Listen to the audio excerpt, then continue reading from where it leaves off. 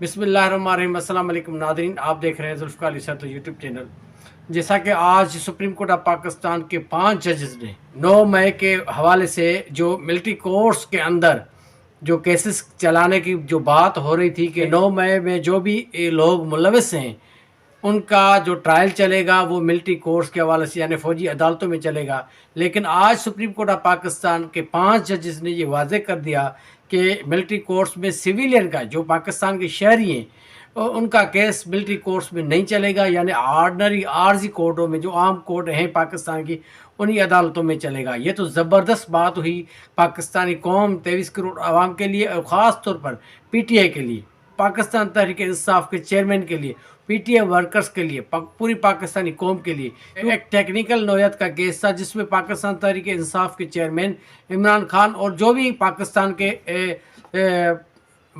مخلص لوگ ہیں جو پاکستان سے پیار کرتے ہیں، محبت کرتے ہیں، وہ ان لوگوں کا یہی کہنا تھا کہ جو شہری ہیں جو فوج میں نہیں ہیں ان کا کیس اگر 9 مئی کے حوالے سے جو بھی ملوث ہیں ان کا کیس عام عدالتوں میں چلنا چاہیے، ملٹری کورٹس میں نہیں چلنا چاہیے۔ اس لیے پاکستان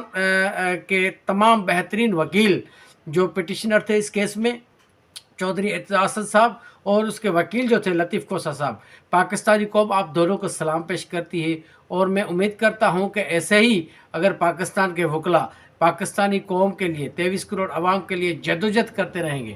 پاکستانی قوم کے لیے لڑتے رہیں گے، تو میں سمجھتا ہوں پاکستان کا مستقبل بہت نزدیک یعنی قریب حال کے اندر بہت ہی خوشحال ہونے والا ہے، روشن مستقبل ہونے والا ہے۔ پاکستانی قوم کو مبارکباد پیش کرتا ہوں، اور انشاءاللہ تعالی الیکشن کا جو میٹر ہے وہ بھی سپریم کورٹ اس کو